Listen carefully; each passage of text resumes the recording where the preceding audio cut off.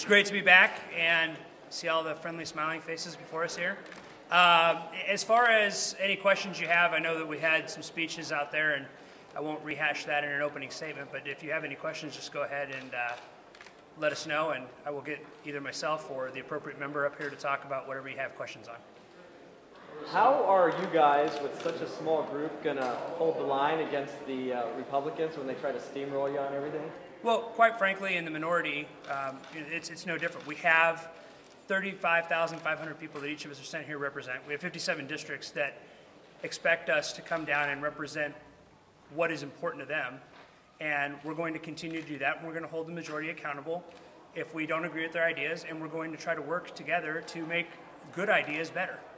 And I think that is quite possibly, the best that we can offer our constituents. And it makes no difference whether we're in the majority or the minority. We're going to do the same thing.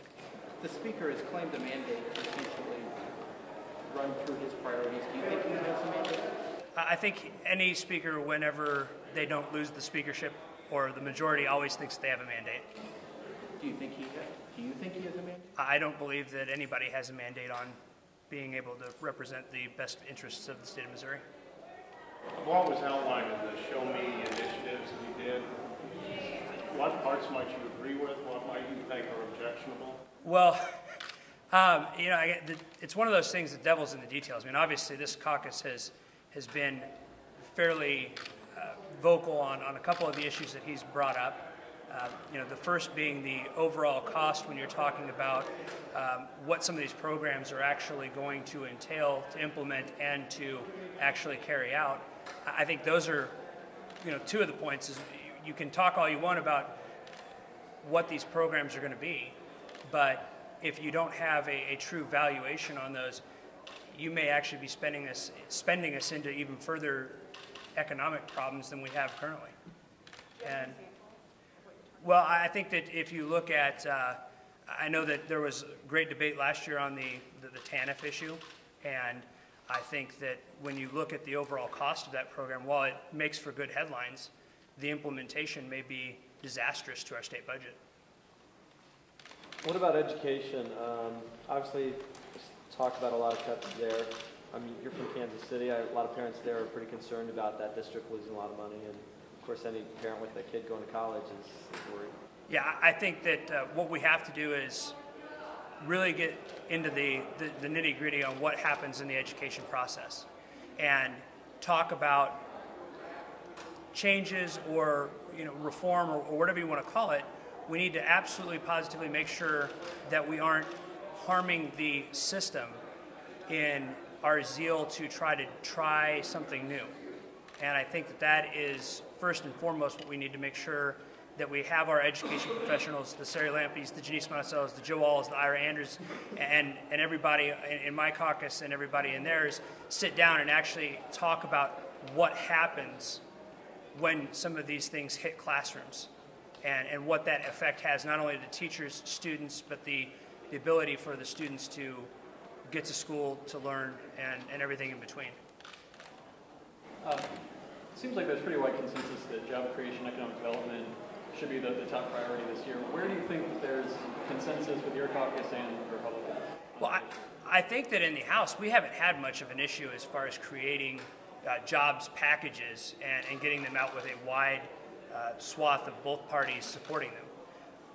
Those traditionally have failed over in the Senate and have bogged down repeatedly over there. I think that now is the time that we take a look at every program that has been implemented, that we are currently using, that has been proposed before, new proposals based upon either one of those, or coming up with something that is so far-fetched, but having that discussion. Neither party has a patent on good ideas.